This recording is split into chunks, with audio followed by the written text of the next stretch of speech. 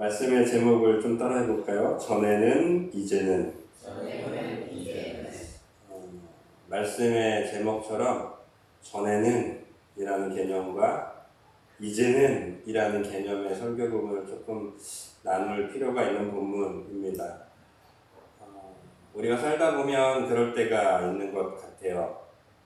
내가 예전엔 이랬는데 하면서 아쉬워하는 소리가 있을 때가 있는 것 같아요.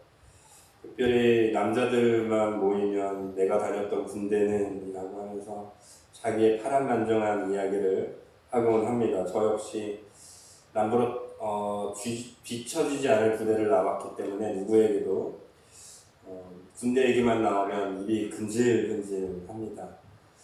그러나 이 얘기의 초점은 이래요. 과거에는 좋았는데 대부분 지금은 뭐래요? 아니다 라고 얘기해요.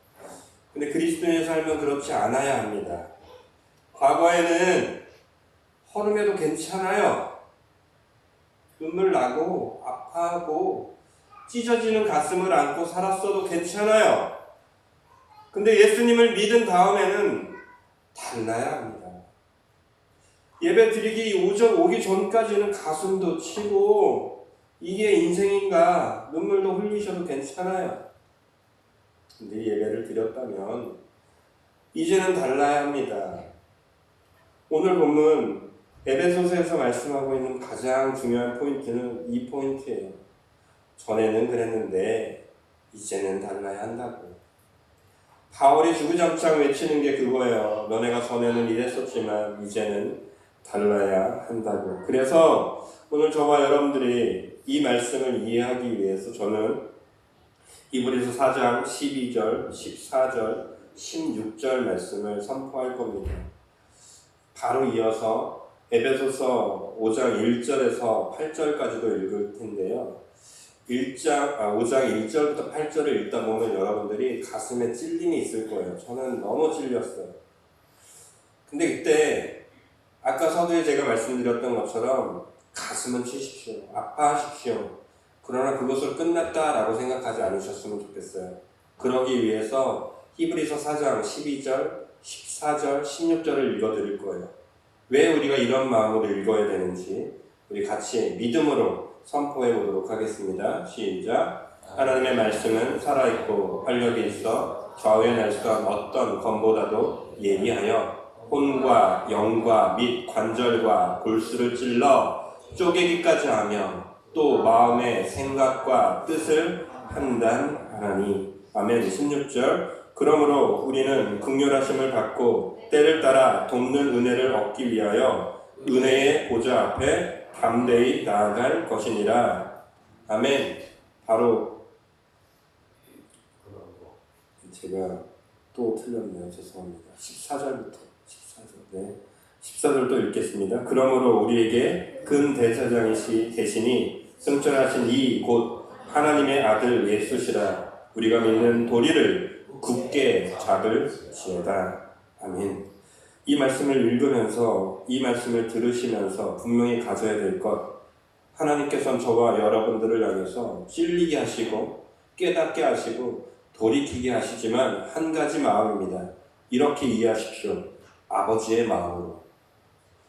어떤 부모가 어떤 자녀에게 훈계하고 교육하고 책망할 때 너는 더 이상 내 자녀가 아니다 라고 하면서 가르치지 않습니다.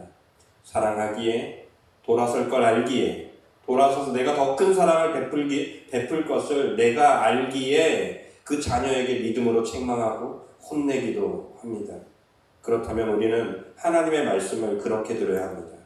이전의 나의 모습을 찔리십시오. 아파하십시오. 눈물도 흘리십시오. 그러나 거기서 멈추지 말고 아버지의 마음을 담기까지, 아버지께서 내게 왜 이런 아픔을 주시기까지 이런 말씀을 주셨는지를 믿음으로 생각하면서 곧바로 메시지 성경을 읽어드리도록 하겠습니다.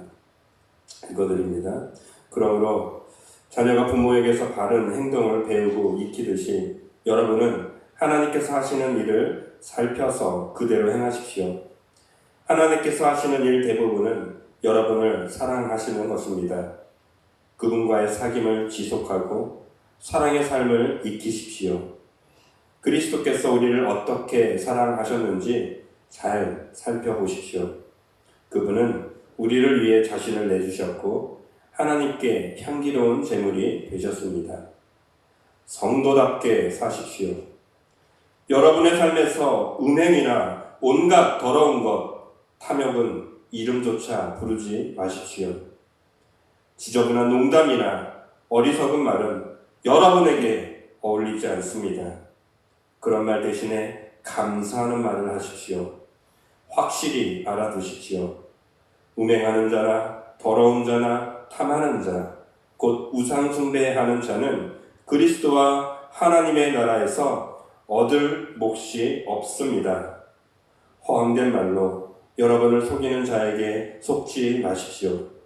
그러한 일로 인해 하나님의 진노가 불순종하는 자들에게 임합니다. 그러니 그들과 어울리지 마십시오. 전에는 여러분이 어둠이었으나 이제는 주 안에서 빛입니다. 빛의 자녀답게 행동하십시오. 이게 에베소서 5장 1절에서 8절이에요. 우리가 방금 우리 봉독했던 그 본문 전에 믿음의 자녀들이여 왜 거기에서 계속 그렇게 허우적거리고 있습니까? 왜 여러분들의 신분을 잊어버리고 세상에서 말하는 즐거움, 세상에서 말하는 이상에 대해서 빠져서 그것이 전부인 양 살아가고 있냐라고 되묻습니다. 그러면서 8절 너희가 전에는 어둠이었다. 그래 맞다. 그렇게 살아갔다. 그러나 너의 신분은 이제 달라졌다. 다른 삶을 살아라 라고 8절에서 이야기하는 것입니다. 저는 이 본문을 보면서 어렸을 적에 많이 불렀고 지금도 상당히 좋아하는 찬양이 저의 마음속에서 울려 퍼졌습니다. 나 같은 죄인 살리신 주 내게 놀라와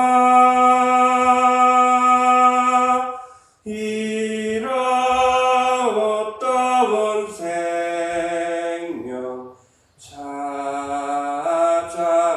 찾아갔고 광명을 얻었네.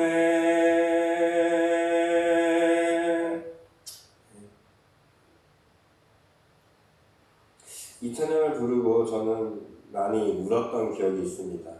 어렸을 때 이 찬양을 아버지나 어머니가 즐겨 부르시고 또 제가 드리는 찬양을 좋아하셨으므로 일을 할 때도 종종 불렀던 기억이 있습니다. 근데 이 찬양에 대해서 저는 선입견이 있었던 것 같아요. 이 찬양을 부르면 슬퍼야 될 것만 같았어요. 암울해야만 될 것 같았어요. 그래서 이 찬양을 부를 때는 언제나 좀 무게를 잡고 아까처럼 뭔가 거룩한 것처럼 그렇게 찬양했던 기억이 상당히 많습니다. 그런데 어느 날부터 저는 이 찬양을 그렇게만 생각하진 않으려고 하고 있습니다. 혹시 이 찬양의 영어 제목을 아시는 분 계십니까? 가끔 여러분들이 미국 영화를 보면 이 찬양이 좀 은혜롭게 나올 때가 있어요. 이 찬양의 제목은 Amazing Grace라는 찬양이에요. 우리나라 찬양의 제목은 나 같은 죄인 살리신, 뭔가가 엄숙하고 뭔가 좀 무게감 있어 보이죠. 근데 미국의 이 영어식 이름은 Amazing Grace, 놀라우신 은혜네요. 저는 이 찬양의 진짜 의미를 이 영화가 훨씬 더 잘 표현했다고 생각하는 사람 중에 하나예요. 우리가 하나님의 은혜를 가끔 착각해요. 예수님의 십자가의 사건을 가끔 착각해요. 맞아요. 틀린 건 아니에요. 맞아요. 나를 위해서 죽으셨으니까 눈물도 흘리고 아파하고 맞아요. 그러나 예수님은 십자가의 사건을 위해서 수천 년, 수십 번, 수백 번을 고민하고 오셨을 때 눈물 흘리며 오시지 않았어요. 기쁘게 오셨어요. 이걸 왜 확증하는지 아세요? 여러분들이 여러분들의 자녀에게 용돈을 10,000원을 지어주면서 벌벌 떨 수도 있어요. 왜? 없으니까. 또 맛있는 걸 사주면서 좀 아깝다라는 생각이 있을지도 몰라요. 그러나 어떤 부모도 그것에 대해서 후회하지 않아요. 아니, 오히려 기뻐해요. 왜요? 내 자녀가 먹을 거기 때문에.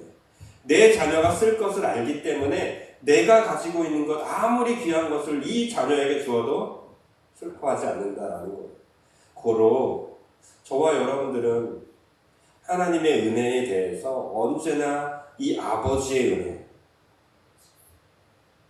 나를 향한 하나님의 사랑을 생각한다면 이왕이면 기쁘시게 누우십시오. 물론 그 전에 감사하는 마음도 있어야 되고 아버지께서 얼마나 고통스러웠을까 미안한 마음도 가져야 하지만 궁극적인 것으로 저와 여러분들이 가져야 될 테마는 한 가지, 우리 아버지가 나를 얼마나 사랑하셨기에 이런 나를 또 용서하시고 또 품으시는가.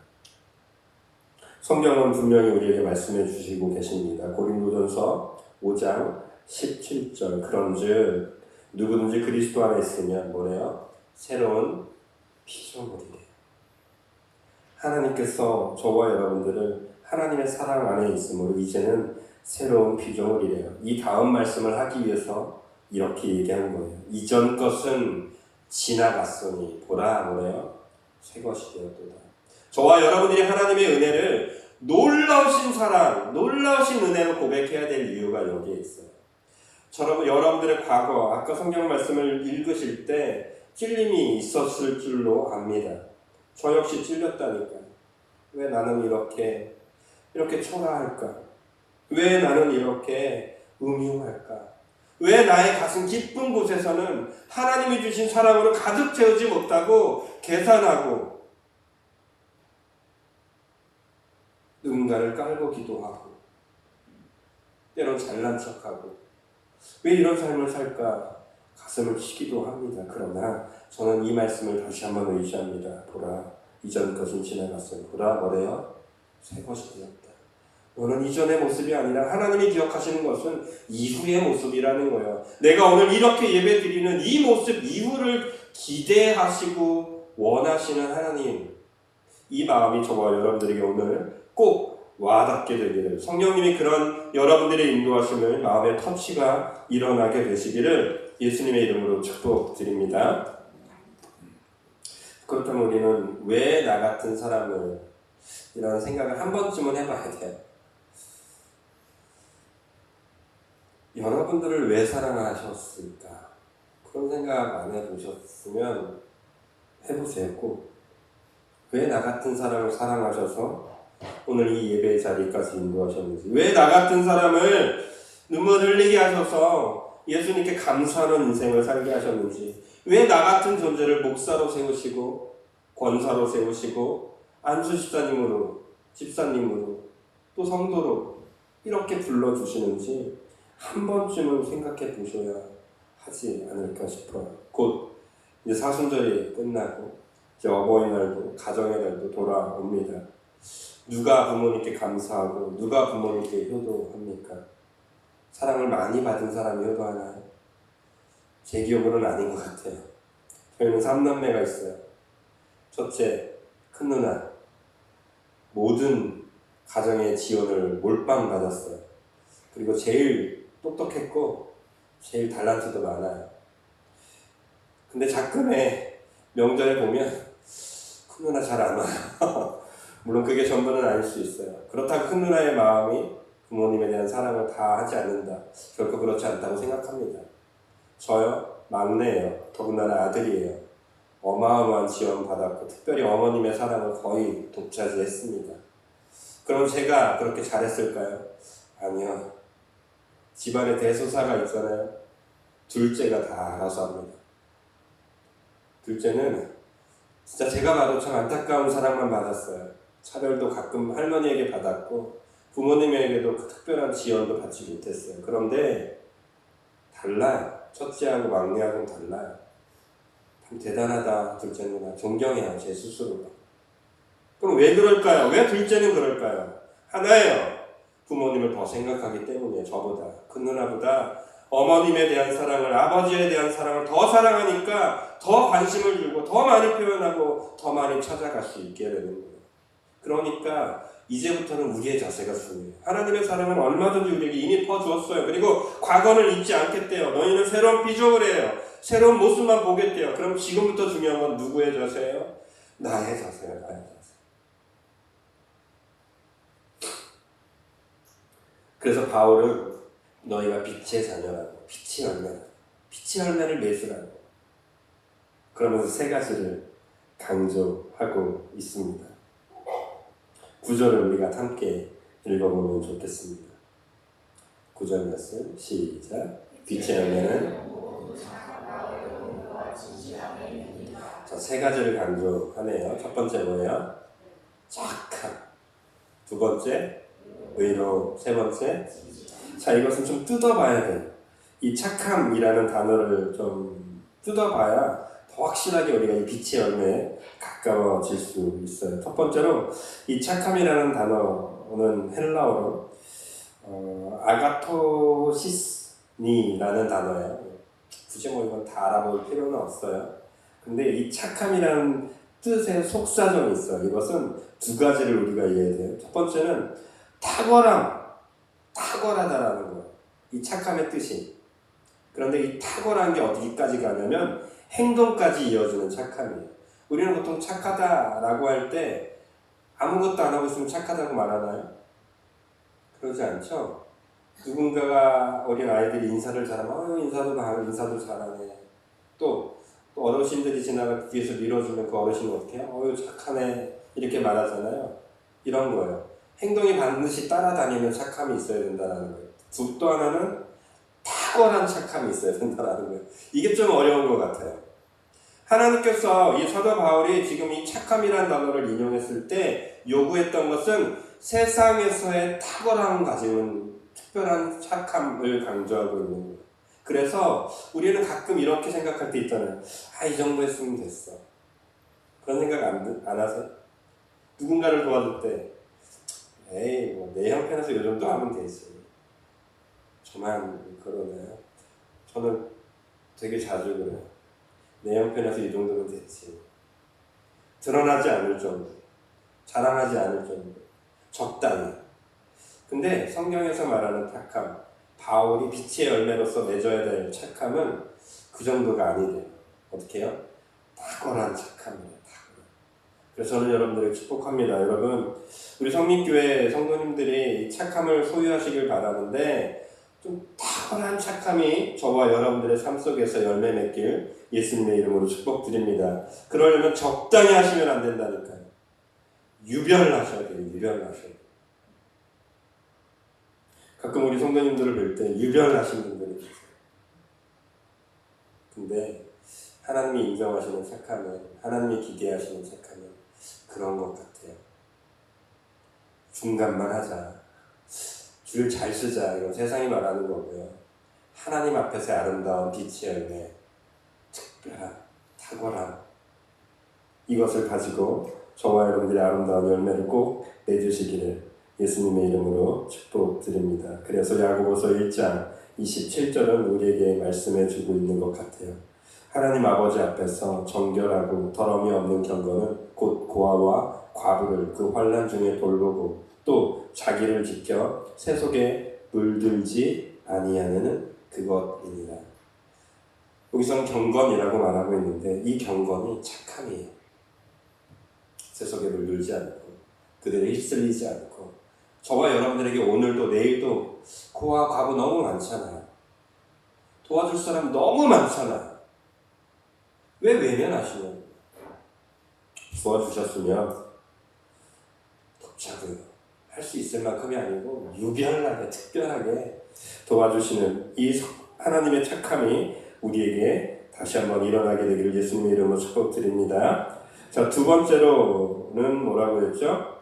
의로움이라고 그랬어요. 여기서 말하는 의로움은 하나님과의 바른 관계를 기본으로 하고 있습니다. 우리는 의라고 하면 뭐라고 생각하기 쉬워요? 내가 가진 어떤 특별한 행동, 행위, 물론 그것도 어느 정도는 맞을 수 있겠지만 그것보다는 여기서 말하는 의로움은 하나님과의 관계 속에서 나와야 하는 것을 말하고 있는 거예요. 그래서 오늘 저 사람 돕고 싶다. 내 마음속에 툭 튀어나오는 게 아니고 내 안에 계시는 성령님과의 관계 속에서 나오는 의여야 한다라는 거예요. 그래서 지나가려고 했는데 성령님이 내 가슴을 후려치는 거예요. 야, 내가 너에게 보여준 사람인데 너 지금 외면하는 거야? 눈물을 흘리고 돌아서는 것. 이 하나님과의 관계성 때문에 나에게 나타나는 행동들. 이게 의라고요. 하나님께서 아브라함을 보시고 인정해 주셨던 장면이 나와요. 하나님이 무뼈를 세워보라. 이러면 내가 너에게 많은 것들을 허락하겠다. 가나안 땅을 너에게 주겠다. 막 하잖아요. 그때 아브라함이 뭐라 그랬어요? 그것을 믿는 믿음. 아브라함이 그것을 믿으니 하나님께서 그것을 뭐라고 여기셨어요? 의로 여기셨어요. 하나님과의 관계에서 믿음으로 나아갔더니 관계가 형성이 된 거예요. 그걸 하나님은 뭐라고 그래요? 의롭다 여겨주셨다라고요. 그러니까 우리는 오늘도 내일도 늘 반응하셔야 돼요. 내 생각에서 나오는 착함은 절대 안 돼. 물론 그것도 좋은 거겠지만 하나님이 터치하시는 성령님의 음성, 성령님이 돌이키게 하시는 음성, 혹은 내가 반응하지도 못했는데 네가 해야지 라고 하시는 생명 되신 성령님의 음성을 오늘도 내일도 날마다 들어야 돼요. 아침에 일어나서 아유 내가 왜 태어났을까? 내가 왜 살았을까? 직장 나가면서 돈 벌기 위해서 나가야지 이게 아니라 생각하셔야 된다고 끊임없이. 하나님이 오늘 하루 왜 주셨을까? 기도하세요. 직장하면서 괴롭고 힘든 당연히 생기죠. 그때 하나님 저 어떻게 하라고요? 하나님과의 관계를 다시 한번 모색하시라고요. 이게 의로움이라니까요. 내가 참는다가 아니고 내가 하나님을 믿으니까 참는 거예요. 내가 용서한다가 아니고 내가 하나님을 믿으니까 용서하려고 노력하는 거예요. 하나님 때문에. 이게 하나님께서 우리에게 요구하시는 의로움이라는 것입니다. 세 번째로 간직해야 될 것, 그것은 뭐예요? 진실함. 이게 참 어렵기도 하고 힘들기도 한 것입니다. 1907년 평양 대동운동이 일어났죠. 그때 한두 사람의 회개운동 때문에 그 평양 대동운동은 일어나지 않았습니다. 한 사람의 고백, 한 사람의 죄의 고백, 그것도 양심의 깊은 곳에 수십 년 전에 잃어버렸던 자기의 죄를 드러내요. 그것도 한 장로님이 드러내요. 교회 지도자가 드러내요. 생각해보세요. 제가 만약에 저의 추함을, 더러움을 여러분들한테 오늘 1시간 동안 내뱉었다고 쳐볼게요. 여러분들은 어떤 눈으로 볼 거예요? 목사 별거 없네. 그치, 별거 없이 너도 사람인데 이러지 않겠어요? 겉으로는 좋은 척, 멋있는 척, 아름다운 척, 거룩한 척 다 해놓고 역시 너 별것 없구나 라고 하면서 여러분 쳐다보지 않겠냐고요. 그래서 저는 뭔 얘기예요? 그런데 하나님께서는 우리에게 빛의 열매를 요구하시는데 진실함을 요구하십니다. 여기서 말하는 진실함은 아까 제가 말했던 민낯을 드러내는데 이 민낯을 누구에게 먼저 드러내는 거예요? 하나님께 먼저 드러내는 거예요. 많은 사람들이 특히 정치기사들을 보면 끝까지 발표해요. 아니다. 그래놓고 다 들통나서 뭐라고 해요? 이래서 이랬다고 저래서 이랬다고. 그러니까 더 못 믿는 거죠. 더 정치인들을 외면하는 거죠. 하나님 앞에 먼저 민낯을 드러내시고 그 다음에 우리의 행위를 살피십시오. 먼저 나의 잘못을 인정하시고 하나님께 나아가십시오. 하나님의 빛에 비춰 보았을 때 그 누가 하나님께 자랑할 거리가 있겠습니까? 저와 여러분들이 가끔 기도하면서 원망하는 게 뭐예요? 하나님 이렇게 봉사했는데, 이렇게 기도했는데, 이렇게 말씀 받는데, 이렇게 헌금했는데 대체 내 삶이 이게 뭐냐고 할 때가 많잖아요. 근데 정말 민낯을 하나님께 드려보셨어요? 그럼 원망을 누가 할 수 있겠어요? 여러분들을 위해서 십자가에 죽으셨다는데 여러분 예수님을 위해서 죽어보셨어요? 죽는 척까지는 했겠죠. 죽을 만큼 아파보기도 해봤을지도 몰라요. 예수님은 죽을 만큼 아파본 게 아니라 죽었어요. 여러분 때문에. 근데 뭐가 잘났다고 원망할 수 있겠냐고요. 하나님 앞에 조금만 더 진실하십시오. 조금만 더 진솔하게 하나님과 대화하십시오. 그게 빛의 자녀로서 맺어야 될 열매라고 사도 바울은 분명히 못 박아주고 있습니다. 우리 10절을 또 이어서 읽어보도록 할게요. 너무 무거워지는 것 같아서 살짝 바꿔볼게요. 10절 시작. 주를 자, 빛의 열매가 이 세 가지가 있었는데 이 세 가지를 갖는 너희여, 그런 너희여 어떻게 보라고요? 예수님이 기뻐하실 게 무엇인지 시도해보라요. 트라이해보래요. 열매를 가진 저와 여러분들은 예수님이 기뻐할 수 있는 게 무엇인지 테스트해볼 수 있는 정말 귀한 사람이 되는 거예요. 테스트는 누가 누구에게 하는 거죠? 갑이 을에게 하는 게 맞잖아요. 근데 예수님이 기뻐할 게 무엇인지 테스트할 수 있는 그 기회를 우리에게, 이게 놀라운 특권 아닐까요? 그러면 이렇게 할 수 있게 되는 거예요. 이제 예를 드는 거예요. 여러분들이 오늘 하루 눈을 떠서 만나는 사람마다 이 사람에게 내가 도울 수 있는 기회를 주어줘요. 그때 뭐를 생각할 수 있는 거야? 이게 하나님이 기뻐할 수 있는 건가? 하나님이 기쁘세요? 물어볼 수 있는 기회가 생기는 거예요. 또 오늘 이렇게 예배를 드렸잖아요. 하나님 오늘 예배 정말 기쁘시게 받으시는 거 맞아요? 물어볼 수 있게 되는 거예요. 아버지의 마음을 물어볼 수 있다라는 이 기회, 정말 놀랍지 않으십니까? 저만 놀랍나요? 저는 너무 놀라워요. 이 관계가 되는 게. 가끔 저희 아들들이 저의 기분 상태를 보고 싶어 할 때가 있어요. 게임을 해서 잘못했거나 또 아버지가 혼날 만한 일을 했을 때 제 눈치를 봐요. 그리고 아버지가 기분이 좋으면 어때요? 오늘은 무사히 넘어갈 수도 있겠구나. 혹은 아버지가 기분이 너무 안 좋아요. 그럼 어떻게 해요? 갑자기 청소를 하거나 설거지를 하거나 아빠 이거 할까? 저거 할까? 눈치를 봐요. 뭐예요? 내 기분을 알아야 저에게 돌아갈 화가 임하지 않을 걸 알기 때문이죠. 근데 생각해보세요. 지나가는 사람이 제 기분을 살필까요? 안 살펴요. 관계없어요. 제가 승질 내든 제가 무슨 짓을 하고 있든 그 사람들은 관계없이 지나다녀요. 눈물 흘리는 관계없다니까요. 누구만 제 눈치를 살펴요? 저와 관계에 있는 제 자녀들. 우리가 하나님께 그런 눈치를 볼 수 있는 사람이 된다는 게 얼마나 큰 혜택이에요. 소장선 목사도 소장선 목사의 아들들에게 얼마나 많은 이 불이익과 혜택을 줄 수 있는 권한이 있는데 심지어 하나님이시잖아요. 그 하나님의 기분을 우리가 이러쿵저러쿵 할 수 있는 기회를 얻는 사람이 된다는 게 얼마나 큰 행복인지, 얼마나 큰 은혜인지 여러분들이 좀 아셨으면 좋겠어요. 오늘 당장 여러분들이 예수님의 기분을 판단하고 그 예수님께 이걸 하나님께서 기뻐할까 저걸 기뻐할까 고민할 수 있다는 게 그건 보통 은혜가 아닌데 여러분. 믿음으로 크게 아멘 해주시면 좋겠습니다. 하나님께서 하나님을 시험할 수 있게 하나님이 기뻐하시는 일이 무엇인지 알게 하는 것이 가장 큰 기쁨임을 발견하게 되시기를 예수님의 이름으로 축복드립니다. 이게 어마어마한 거예요. 하나님과의 특별한 관계가 있지 않으면 불가능해요. 그래서 14절은 우리에게 이렇게 결론을 주는 것 같습니다. 14절 말씀 읽어볼게요. 시작. 그러므로 그리스도께서 너에게, 자, 예수님께서 너에게 비추이시리라. 깨닫게 하실 것입니다.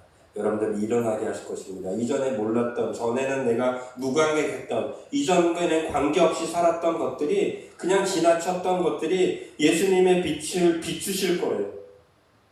뭐 하려고? 깨닫게 하려고. 뭐 하려고? 깨우려고.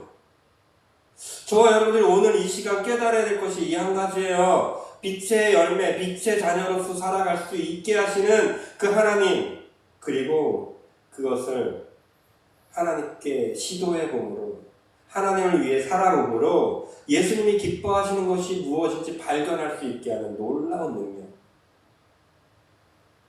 이것을 하나님께서 지금 저와 여러분들에게 깨닫게 하시겠대요. 그러니까 제발 좀 뭐 하라고요?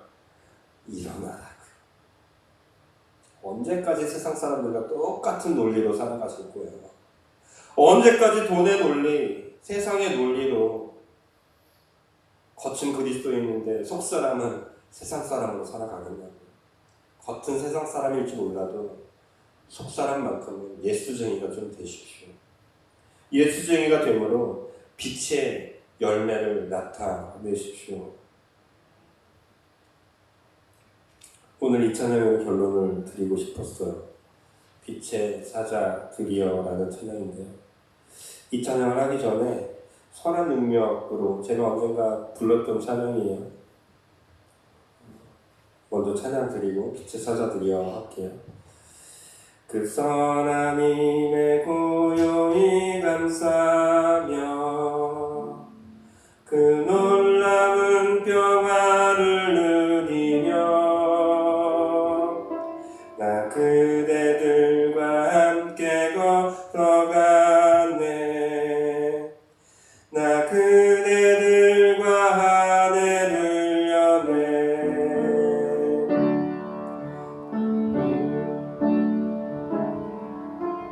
계속했어. 그 놀라운 평화를 누리며 나 그대들과 함께 걸어가네. 나 그대들과 하늘을 여네. 이 뒤에 쭉 나오는 제가 읽어드릴게요. 지나간 허물 어둠의 날들이 무겁게 내 영혼 짓눌러도 오 주여 우리를 외면치 마시고 약속의 구원을 이루소서. 그 선한 힘이 우리를 감싸시니 믿음으로 일어날 일 기대하니 주 언제나 우리와 함께 계셔 하루 또 하루가 새로워. 이 보네포라는 사람은 결국 안타까운 죽음 앞에 있었지만 끝까지 거기서도 예수쟁이로서, 예수 믿는 사람으로서 빛의 열매를 포기하지 않고 하나님의 은혜를 기대하며 그 어려운 시간들을 살아냈습니다. 그러므로 그의 고백은 우리가 따를만 합니다. 만약 소장선 목사가 여러분들에게 나를 따르라 라고 한다면 이건 어불성설이죠. 여러분들이 저보다 훨씬 더 많은 삶을 사셨는데, 어쩌면 저보다 훨씬 더 지혜로운데, 그런데도 제가 믿음으로 빛의 열매를 쫓을 수 있다고 감히 말씀드릴 수 있는 이유는 하나예요. 이 보네포처럼 믿기 때문이에요. 예수님의 선하심을, 예수님의 인도하심을, 예수님의 함께하심을 믿기 때문에 저 역시 저와 여러분들이 빛의 열매로 살아갈 수 있다고 자신 있게 외칠 수 있는 것입니다. 우리 빛의 사자들이여 이 찬양을 드릴 때 믿음으로 선포하십시오. 내 자신에게, 그리고 옆에 있는 우리 성도님들에게 당신도 그럴 수 있다고. 우리 좀 옆에 분 손을 잡고 서로가 서로에게 힘을 주면서 빛의 사자들이여 우리 찬양하도록 하겠습니다. 손을 잡고 붙으세요. 빛의 사자들이여 어서 나서 어둠을 물리치고 주의 진리 모르는 백성에게 어둠의 빛 비춰라. 빛의 사자들이여 어둠의 빛 비춰라. 새로운 밤 밝게 비춰라. 빛의 사자들이여 선한 사역 위하여 힘을 내라. 주 함께 하시겠네.